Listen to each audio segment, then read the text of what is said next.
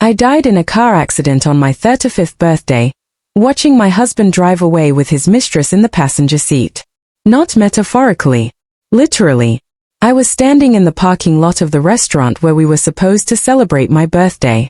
The Grand Riverside Hotel Restaurant. The same place where Marcus had proposed to me 8 years earlier.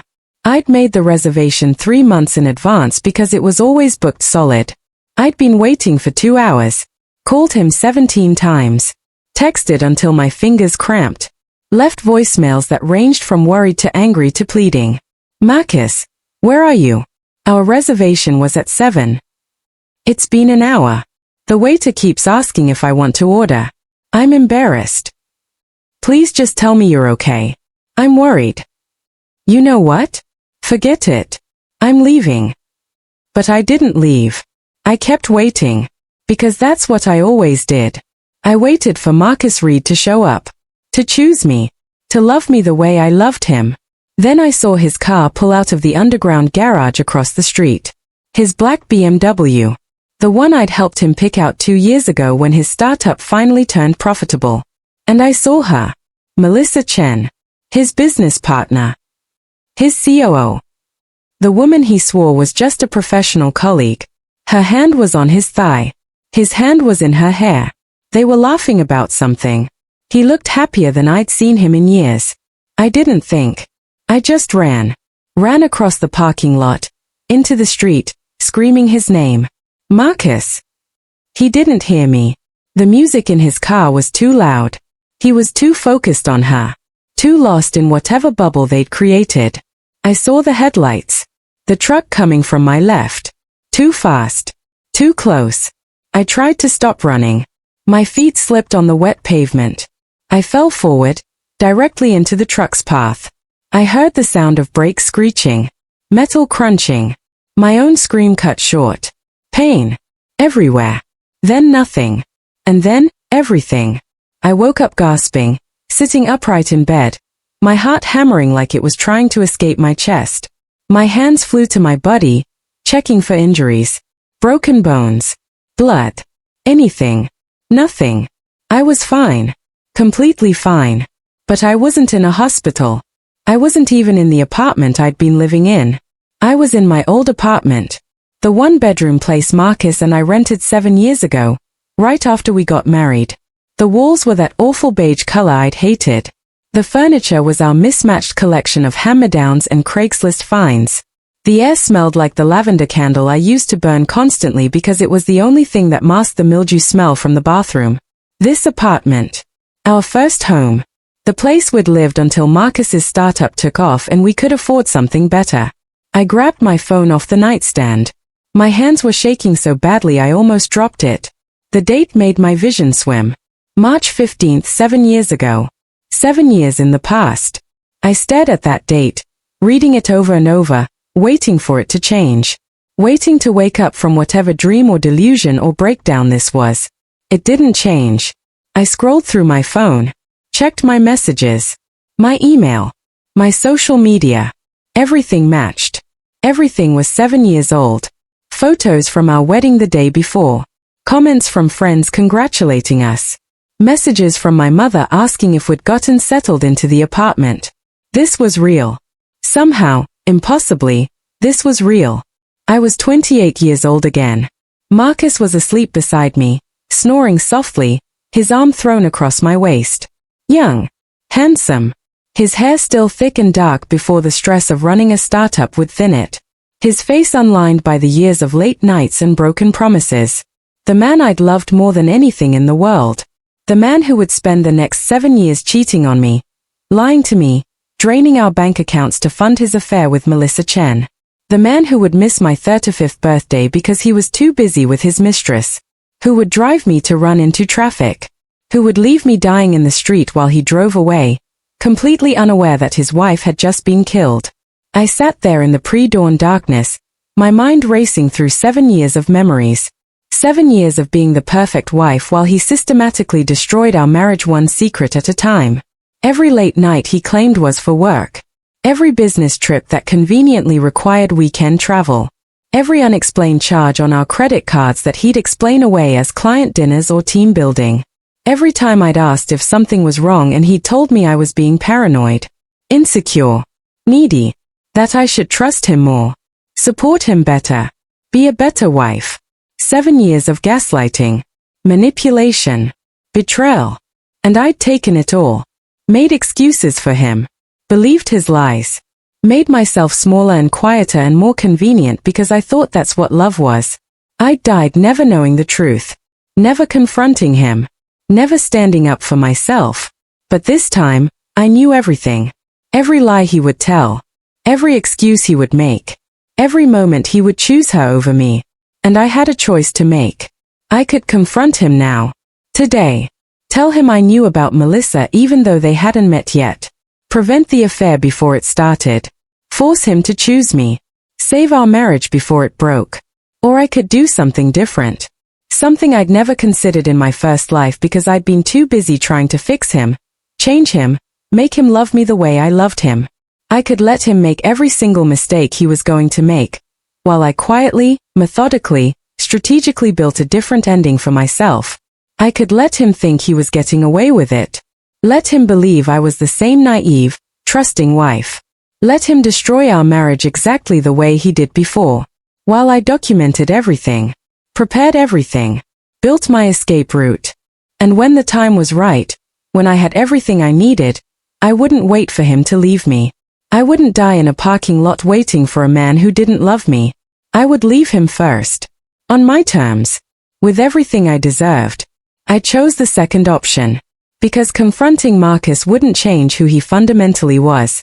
A man who valued his ego more than his marriage. Who craved external validation more than he valued loyalty. Who would always choose the excitement of something new over the commitment of something real. Preventing the affair with Melissa wouldn't prevent him from eventually having an affair with someone else. It would just delay the inevitable while I wasted more years of my life on someone who didn't deserve them. No. This time, I would be smart, strategic, patient. I would play the long game. Marcus woke up an hour later, stretching, smiling at me with that boyish grin that used to make my heart melt. Now it just made me sad. Sad for the girl I'd been yesterday who thought this smile meant forever. "Morning, wife," he said, pulling me close. His breath smelled like coffee even though he hadn't had any yet. He always woke up with coffee breath. I'd forgotten that detail. First morning as Mrs. Marcus Reed. "How does it feel?" "Different," I said honestly. He kissed my neck. The same spot he always kissed. The place that used to make me shiver. Now I just felt numb. Good different or bad different? "I don't know yet. Ask me in 7 years. He laughed, thinking I was joking. "You're weird this morning. Wedding brain still buzzing." Something like that. "Well, Mrs. Reed, what do you want to do with our first full day as a married couple?" In my first life, I'd suggested we stay in bed all day. Make love. Talk about our future. Dream together. This time, I had different plans. "I need to go to the bank," I said. "Set up some accounts. Handle some financial stuff." He looked disappointed. "On our first day as a married couple? That's so boring." "It's practical. We're adults now. Married adults. We need to be responsible about money. We can do that next week. Let's just enjoy today." "You enjoy today. I need to take care of this." I climbed out of bed, started getting dressed. "It's important to me, Marcus. I want our finances organized from the start." He watched me, confused by this version of his wife that he'd never met before. The version that prioritized practical matters over romantic gestures. Good. Let him be confused. Let him wonder what changed. I went to the bank alone. Opened a checking account in my name only, not a joint account. Mine. The banker, a middle-aged woman named Patricia, seemed surprised. Most newlyweds want joint accounts. Makes things easier. I want my own account too. For my personal expenses. My husband will have his, I'll have mine, and we'll have a joint one for household bills. That's very independent. That's very smart, I corrected. I watched my mother lose everything in her divorce because all the money was in my father's name. I'm not making that mistake. Patricia's expression softened. That's wise. More women should think like you. I set up automatic transfers. Every paycheck would go to my personal account first. Then I'd transfer a set amount to the joint account for bills. The rest would stay in my name, building my safety net. I also opened a high-yield savings account. Started it with the $2,000 I'd saved before the wedding. Money from birthday gifts, bonuses, odd jobs. Money Marcus didn't know about. Over the next 7 years, this account would grow. Slowly, carefully, secretly. And when I was ready to leave, I'd have enough to disappear without looking back. That first week, I played my part perfectly. The devoted newlywed. Making breakfast, doing laundry, pretending I didn't know that in 3 months, Marcus would meet Melissa Chen at a tech conference in Austin. But I was also doing other things. Things I hadn't done in my first life because I'd been too focused on being a good wife instead of being a smart woman. I updated my resume. Made it professional, polished, impressive. Highlighted every skill, every achievement, every reason someone should hire me. I started applying to jobs. Better jobs than the receptionist position at a dental office I'd settled for because Marcus said we needed stability while he built his startup. That his company was too risky, too uncertain, and we needed at least one reliable income. In my first life, I'd believed him.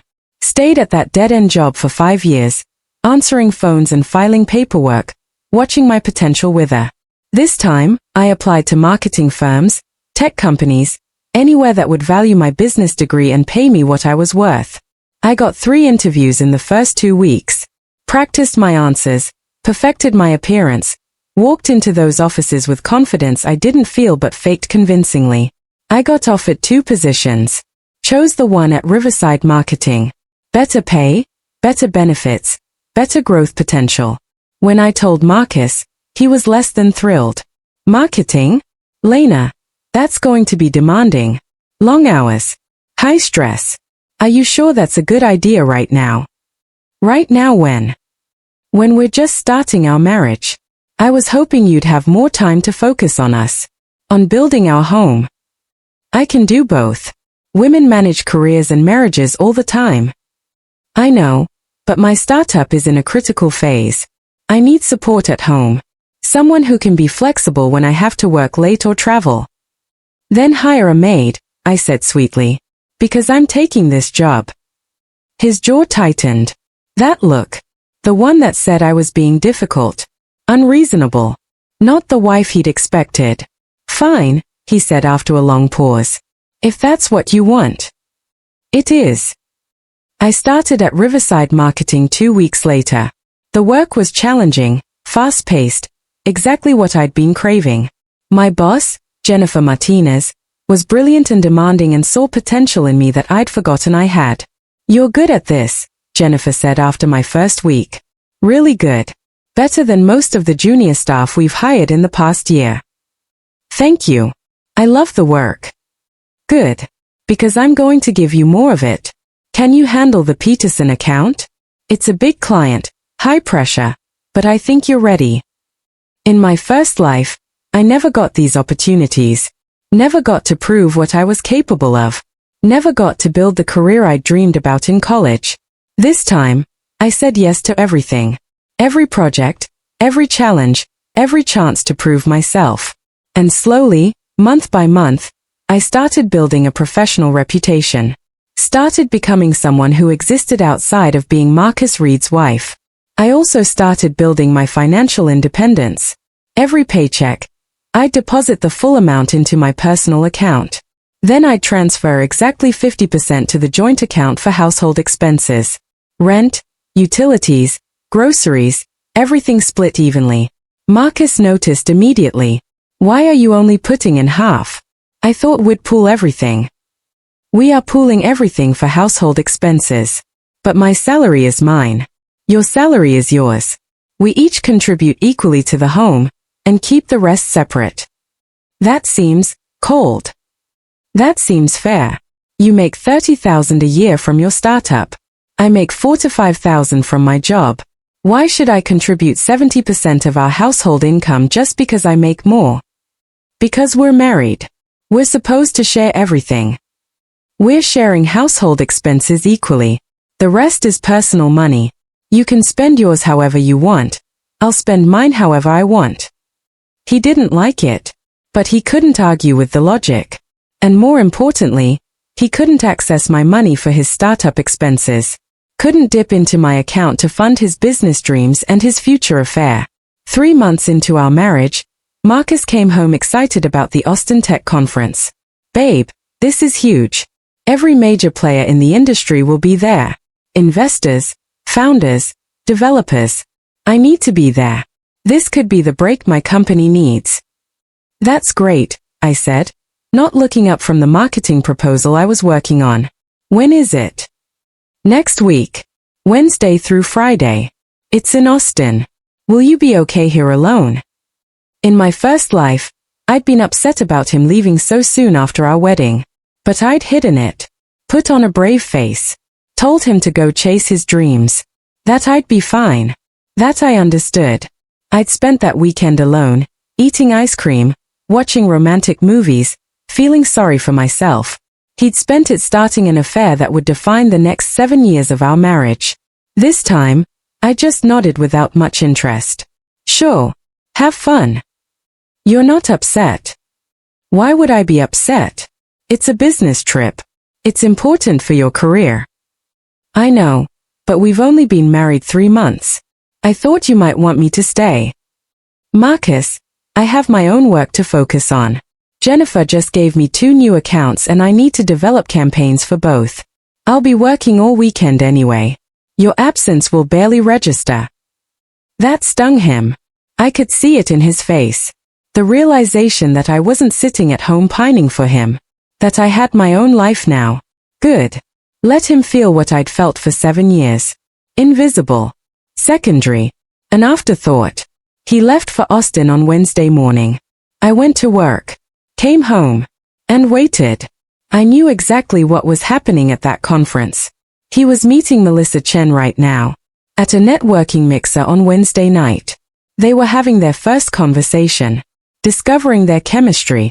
Exchanging numbers for professional reasons. Tomorrow night, they'd have dinner. Alone. Start really talking. Share their dreams, their frustrations, their secrets. By Friday, they'd sleep together. He'd come home guilty, distant, changed. But this time, I wasn't going to call him 20 times like I did in my first life. Wasn't going to text asking how it was going, if he was having fun, when he'd be home. This time, I was going to go out. I called my coworker, Rachel. Want to grab drinks Friday night? My husband's out of town and I could use some company. Absolutely. I know the perfect place. Friday night, I met Rachel and 3 other coworkers at a bar downtown. We drank wine, talked about work, laughed about terrible clients and office politics. For the first time in my first life's 3 months of marriage, I felt like myself. Not Marcus's wife. Not someone waiting at home for her husband to return. Just Lena. Having fun with friends. That's where I met Daniel Park. He was at the bar with his own group. Financial analysts from the firm upstairs from our office. We'd seen each other in the elevator a few times, exchanged polite smiles. He approached our table around 10 p.m. Lena, right? You work at Riverside Marketing. I do. Daniel. Good memory. Can I buy you a drink? I should have said no. I was married. This was inappropriate. But I remembered my first life. 7 years of being faithful while Marcus betrayed me. 7 years of turning down every opportunity, every connection, every chance at happiness because I was committed to a man who wasn't committed to me. Sure, I said.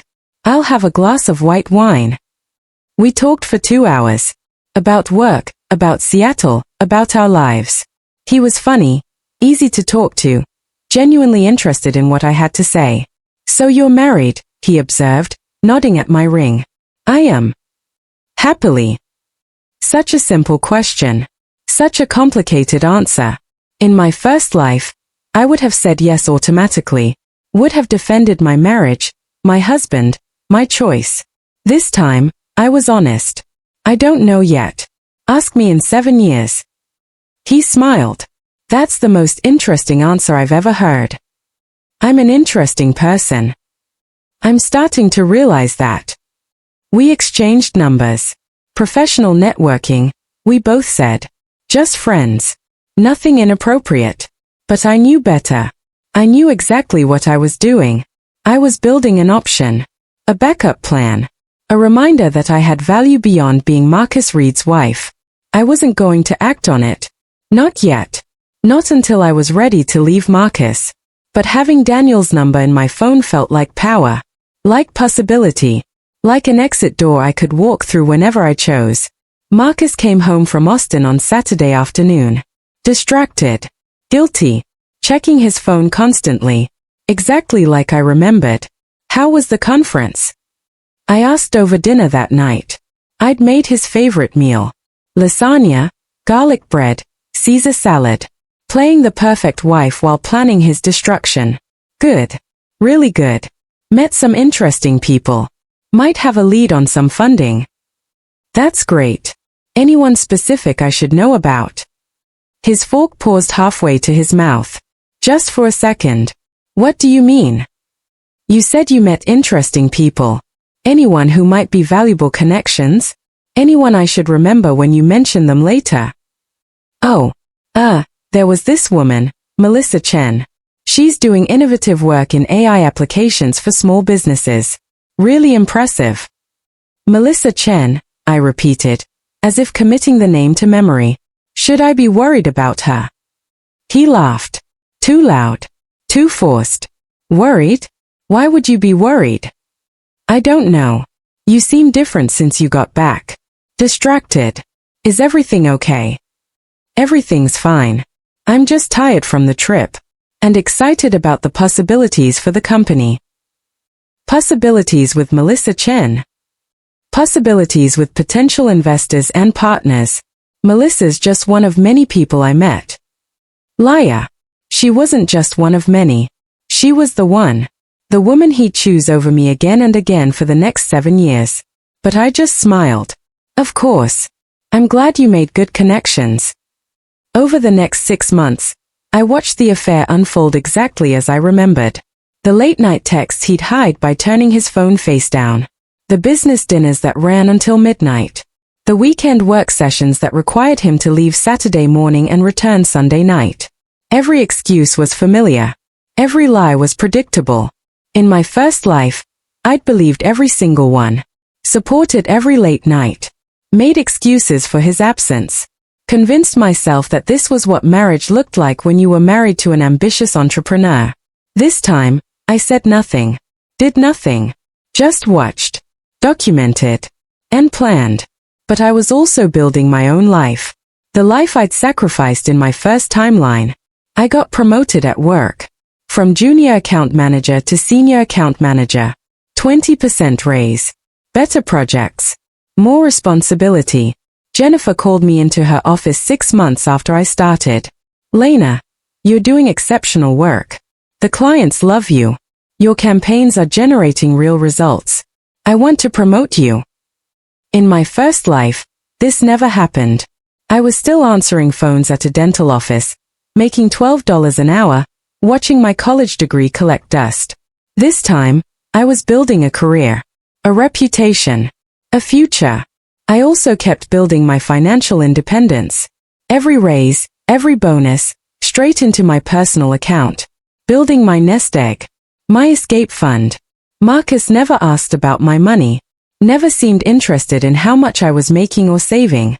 He was too focused on his startup and his affair to notice that his wife was systematically preparing to leave him. I also kept in touch with Daniel. Coffee meetings once a month. Networking, we called it. Professional development. But really, we were becoming friends. Real friends. The kind who could talk about anything. Your husband's an idiot, Daniel said one day, 6 months into our friendship. We were having coffee at our usual spot. The place that felt safe. Neutral. Why do you say that? Because you're brilliant and funny and driven, and he doesn't seem to notice any of it. You don't even know him.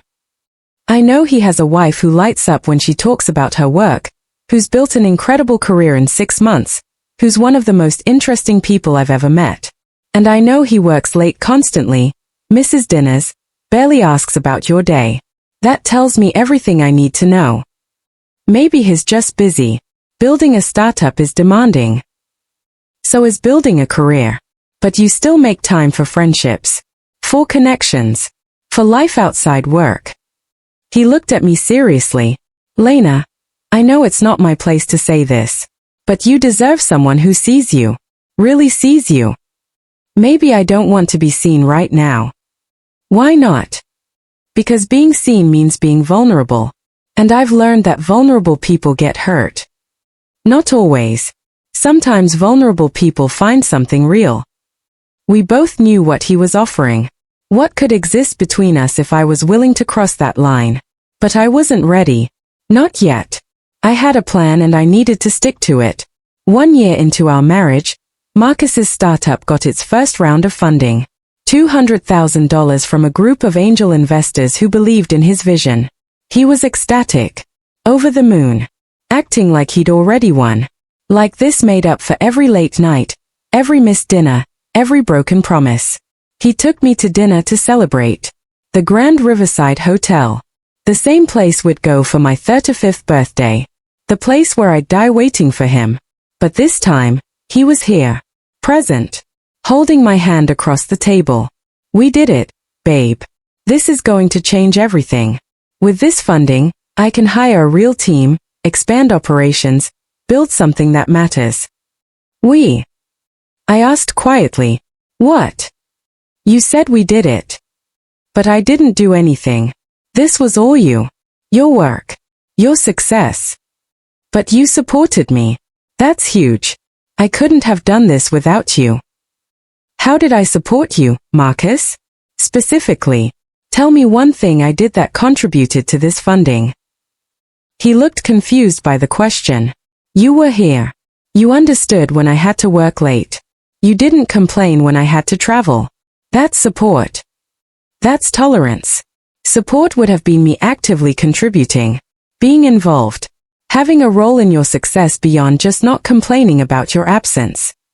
I don't understand why you're upset. This is good news. I'm not upset. I'm just clarifying reality. You built this company. You got this funding. I had nothing to do with it. So when you say we, that's not accurate. His jaw tightened. That look again. The one that said I was being difficult. Fine. I got the funding. Happy. Thrilled, I said flatly. Congratulations on your success. The rest of dinner was tense. He kept trying to rekindle the celebratory mood. I kept shooting it down. Because I'd learned something important. In my first life, I'd made his success our success. Taken pride in his achievements even when I had no role in creating them. Made his dreams my dreams. This time, I was going to be very clear about boundaries. His success was his. Mine was mine. And never the two would merge. 18 months into our marriage, Melissa got promoted to COO of Marcus's startup. He announced it casually over dinner. Great news, babe. We brought Melissa on full-time as COO. She's going to handle operations while I focus on product development and fundraising. In my first life, I'd been happy for him.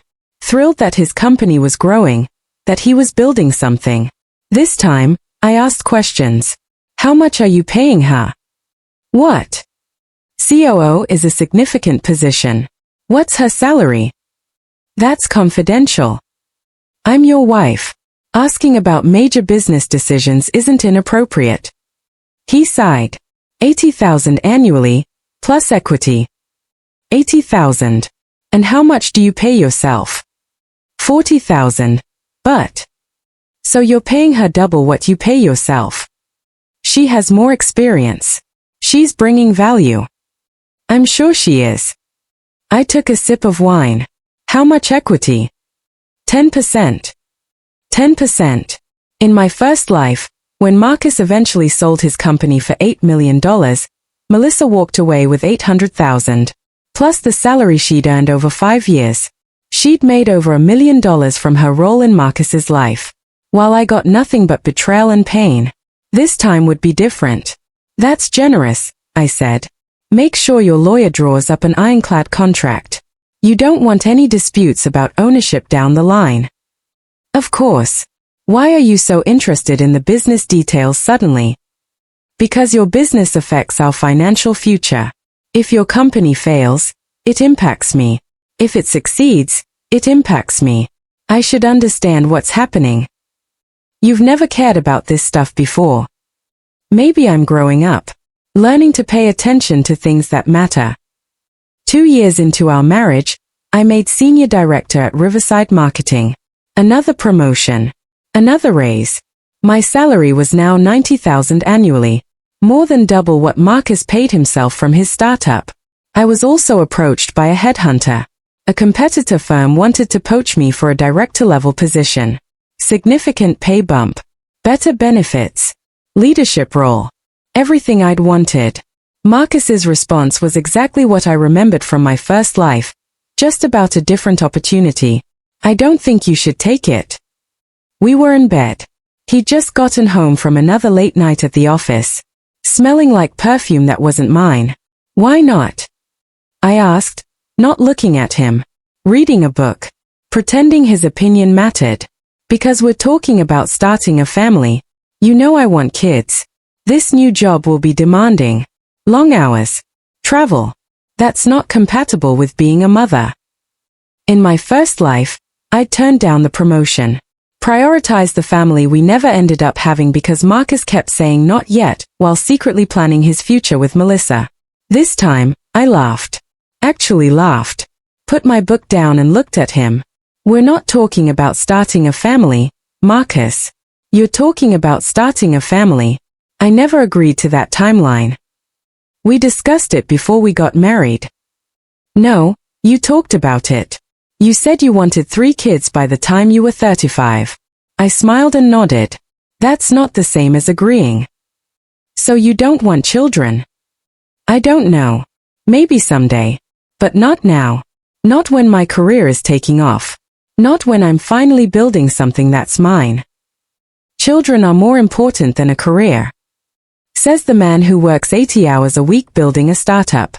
Your career is important. Mine isn't. That's quite the double standard. That's not what I meant. Then what did you mean? Explain to me why your professional ambitions are valid but mine aren't. He had no answer. Just frustration. Resentment.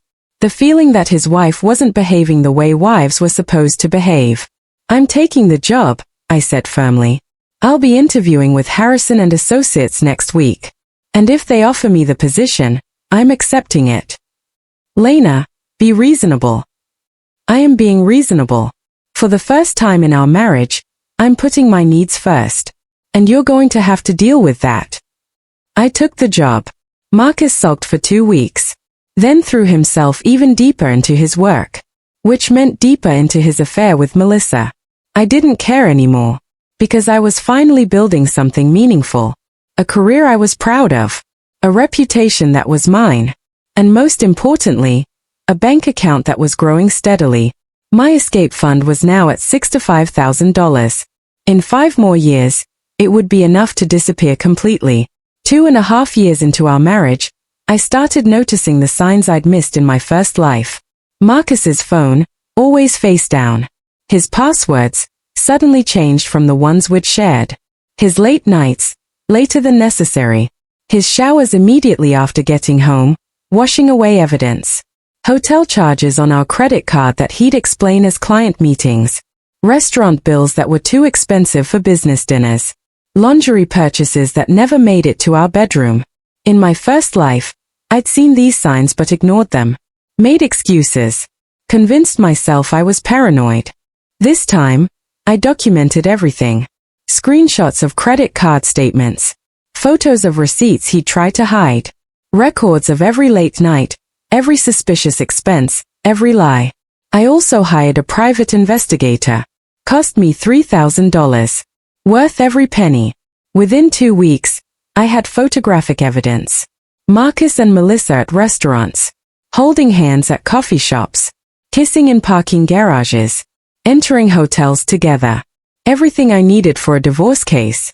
Everything I needed to ensure I'd walk away with what I deserved. But I didn't file yet. Wasn't ready. My plan required patience, timing, precision. 3 years into our marriage, Marcus asked me for money. We were having dinner at home. Takeout Thai food because neither of us cooked anymore. Living parallel lives in the same apartment. The startup needs another cash infusion. We're between funding rounds. Can we tap into our savings? In my first life, I'd given him everything. Cleaned out my savings. Taken a second job. Sacrificed everything so he could chase his dream while secretly funding his affair. This time, I took a sip of wine and said, no. What? No. We can't tap into our savings. Because we don't have joint savings. We have separate accounts. Mine is mine. Yours is yours. Lena, we're married. My business is our business. Really? Is it? Because earlier you told me not to take a better job because it would interfere with having children. But now you want my money to fund your startup? Which is it, Marcus? Am I a business partner or am I a future mother? I can't be both according to you. That's not fair. What's not fair is you expecting me to subsidize your business while also expecting me to give up my career ambitions. You can't have it both ways. I'm not asking you to give up anything. I'm asking for help. And I'm saying no. Figure it out. Get a loan. Find investors. Cut costs. But you're not getting my money. His face went red. When did you become so cold? When did you become so entitled? I shot back. Marcus, look at our marriage. Really look at it. When's the last time we had sex? Went on a date? Had a real conversation that wasn't about your startup? He opened his mouth. Closed it. Had no answer. Exactly, I said. So no, you're not getting my money. Figure out your business problems on your own. 3.5 years into our marriage, I got a promotion that changed everything. Director of Marketing at Harrison & Associates. $130,000 salary. Stock options. Benefits. Real power. I was 31 years old and making more money than I'd ever imagined. More than Marcus would ever make from his startup in my first timeline. I celebrated by upgrading my car. Bought a used BMW. Reliable. Professional. Mine. Marcus saw it in the parking lot when he came home from work. Where did that car come from? It's mine. I bought it today. You bought a BMW? How much did that cost? None of your business. I bought it with my money from my personal account. It's my car. We should have discussed this. Why? You don't discuss your business decisions with me. You just make them and expect me to deal with the consequences. I'm extending you the same courtesy. That's different. How is it different? Explain it to me. He couldn't. So he just fumed. Resentful that his wife was succeeding while his startup struggled. Angry that I wasn't playing the role he'd assigned me. Good. Let him be angry. Let him feel how I felt in my first life when he made decision after decision without consulting me. For years into our marriage, everything came to a head. Marcus's company was hosting a gala, celebrating their 5th anniversary. He wanted me there as his supportive wife. It's important, Lena. Investors will be there. Clients. Partners. I need you by my side. In my first life, I'd gone enthusiastically, played the perfect wife, smiled and chatted and made small talk with people I didn't know. That was the night I'd met Melissa for the first time. She'd been charming, friendly. I'd liked her immediately. Never suspected she was sleeping with my husband. This time, I almost didn't go. Almost said I had work. Almost refused. But then I realized this was an opportunity. A chance to meet my enemy face to face. To let her know, subtly, that I saw her. Knew her. Wasn't the naive fool she thought I was. So I went. Wore a red dress. Expensive. Stunning. The kind of dress that made people look twice. Marcus noticed. You look, wow. That's a new dress. Yes. You like it? I love it. You look incredible. Good. I want to make a good impression. The gala was at a downtown hotel. Elegant. Expensive. Hundreds of people in cocktail attire, drinking champagne, networking. Marcus introduced me to dozens of people. Investors. Clients. Partners. I played my role perfectly. Charming. Intelligent. The perfect corporate wife. Then Melissa approached. She was more beautiful than her photos. Tall. Elegant. Confident. The kind of woman who commanded attention without trying. Marcus. Great event. Really well done. Melissa. Thanks for coming. This is my wife, Lena. She turned to me with a smile that didn't reach her eyes. Lena. It's wonderful to finally meet you. Marcus talks about you constantly. Liar. He barely mentioned me. But I smiled back, equally fake. Does he? That's sweet. He mentions you quite a bit too. His COO, right? The one handling all the operations. That's me. The boring logistics while Marcus handles the glamorous vision stuff. Nothing boring about operations. Someone has to make sure things actually run. Vision is useless without execution. Her smile flickered. Just for a second. She wasn't used to being challenged. True. I like to think we complement each other well. Marcus brings the big ideas.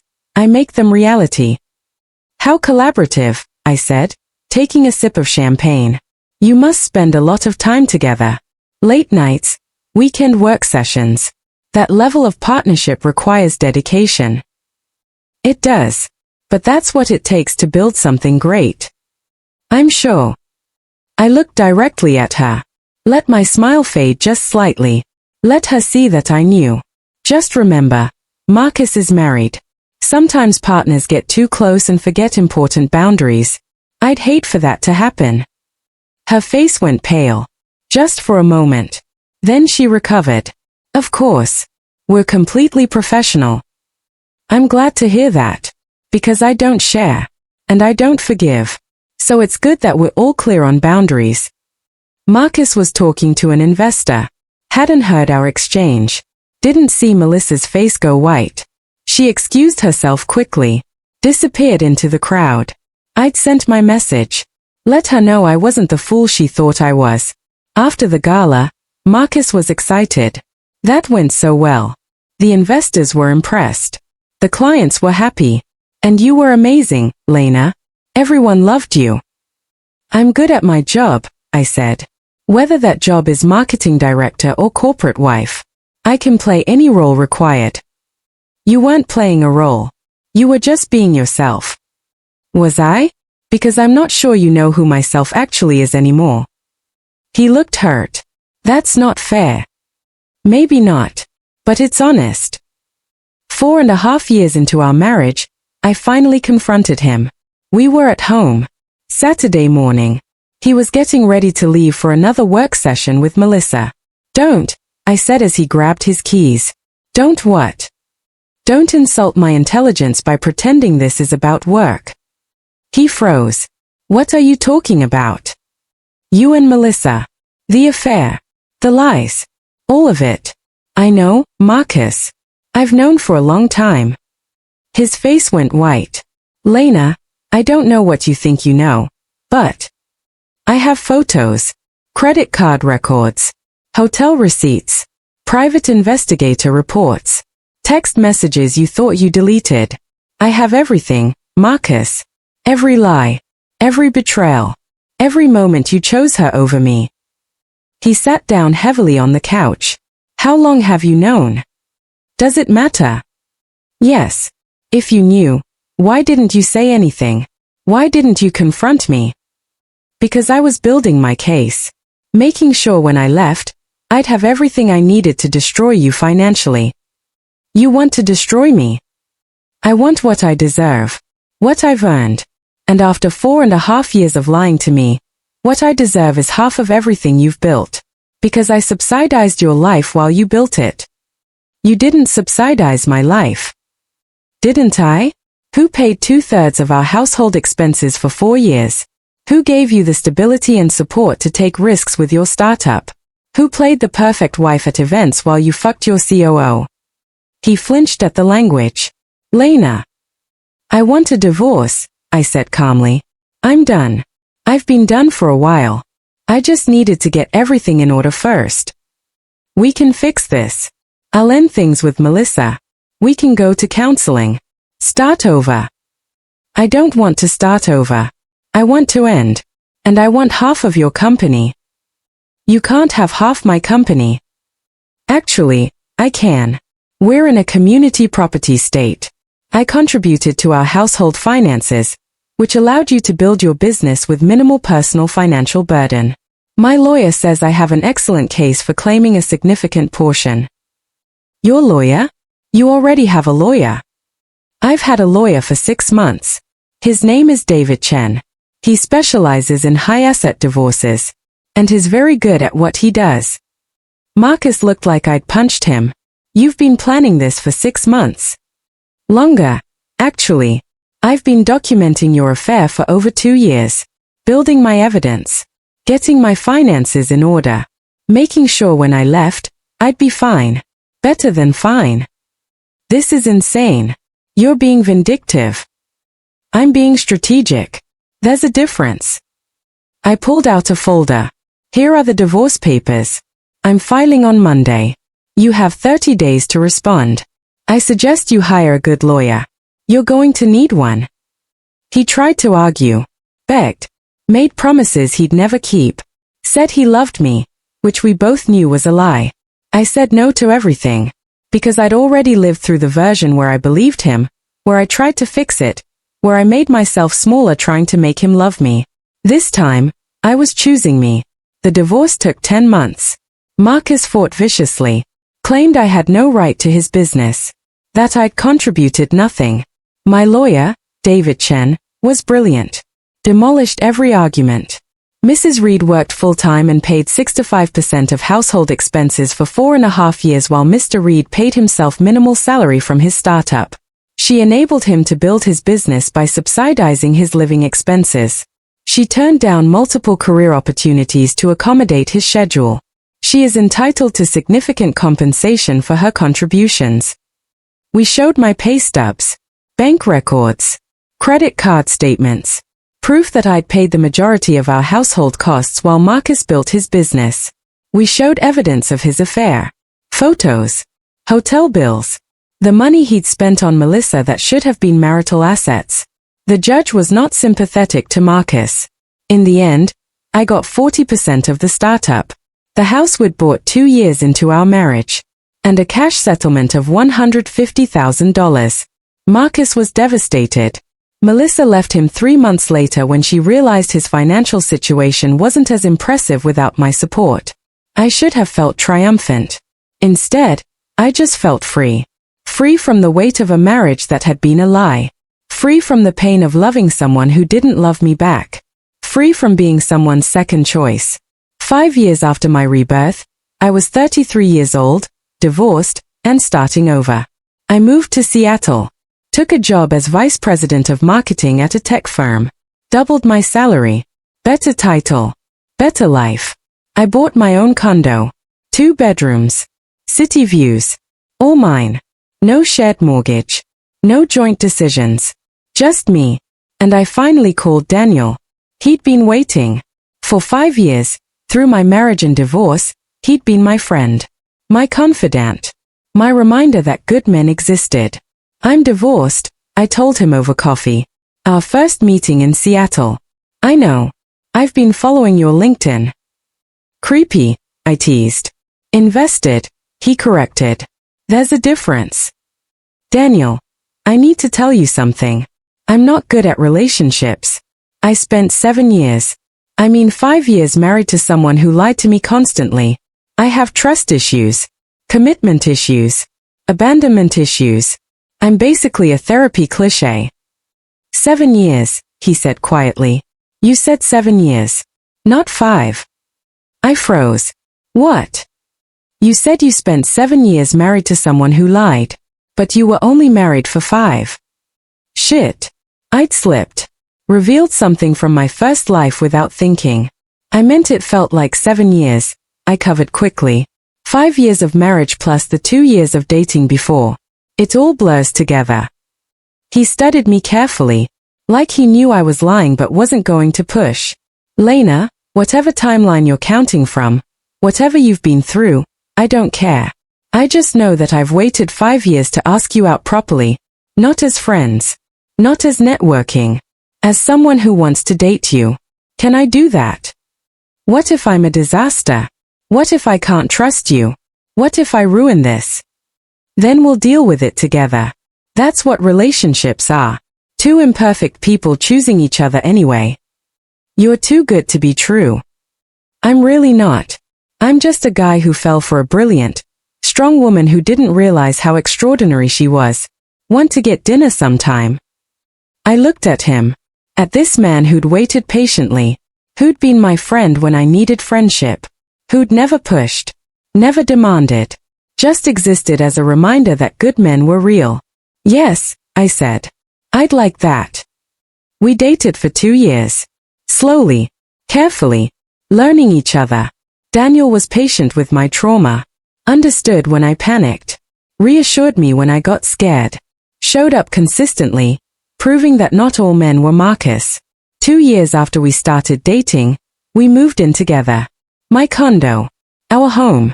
And when I turned 35, the age I'd died in my first life, Daniel took me to dinner at the Grand Riverside Hotel. Why here? I asked, feeling uneasy. This place had too many memories. Bad ones. Because I want to give you new memories. Better ones. Ones that replace whatever pain this place holds. We had dinner. Laughed. Talked. Everything Marcus and I never did. After dessert, Daniel pulled out a small box. Lena Chen, I know you've been married before. I know it ended badly. I know you have every reason to be terrified of commitment.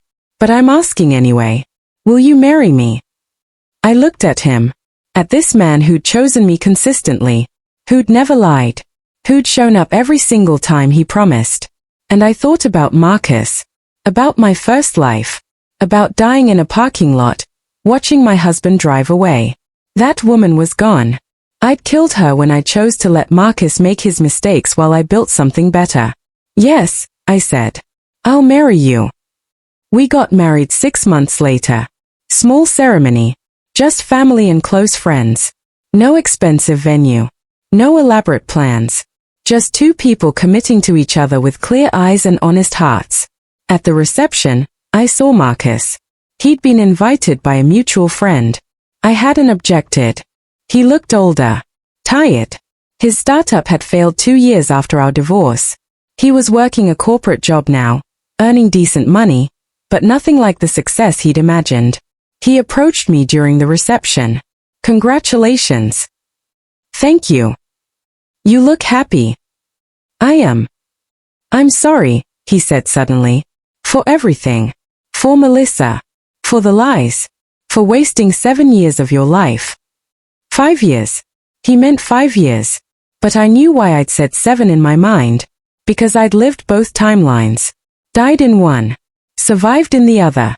You didn't waste 7 years of my life, Marcus. You taught me what I wouldn't accept. That's valuable. Do you ever think about what could have been? If I'd made different choices? I thought about my first life. About being the perfect wife. About sacrificing everything. About dying alone. No, I said honestly. I don't think about what could have been. Because I know what would have been. And this is better. He nodded slowly. I'm glad you're happy. Me too. He walked away. I turned back to Daniel, who was laughing with my friends, who looked at me like I was the most important person in the room. This was my life. My choice. My ending. 10 years after my rebirth, I was 38 years old and living a life my first self never imagined. VP of marketing at one of the top tech firms in Seattle. 6-figure salary. Respected in my industry. Building something that mattered. Married to Daniel. Real marriage. Built on honesty, trust, mutual respect. Everything my first marriage wasn't. We'd bought a house. Thinking about kids. Living a life that was ours, not some script someone else wrote. Marcus was 40, single, working a job he tolerated. His startup had failed spectacularly. Melissa had moved on to another entrepreneur. He was alone. Sometimes people asked if I felt bad for him, if I regretted how things ended. I didn't. Because in my first life, I died trying to make someone love me. In this life, I lived by loving myself first. After rebirth, I let my husband make the same mistakes. Every lie, every betrayal, every moment he chose her over me. But I didn't make my mistakes. I didn't sacrifice my career. Didn't give him my money. Didn't make myself small. I documented everything. Built my case. Prepared my exit. And when I was ready, I didn't wait for him to leave me. I left him. On my terms. With half his business and all my dignity. I chose a different ending for myself. One where I wasn't the victim. Where I was the architect of my own future. One where I didn't die in a parking lot, but lived in a house I owned, with a man I chose, building a life I designed. That's the thing about second chances. They're not about changing other people. They're about changing yourself. And I changed everything.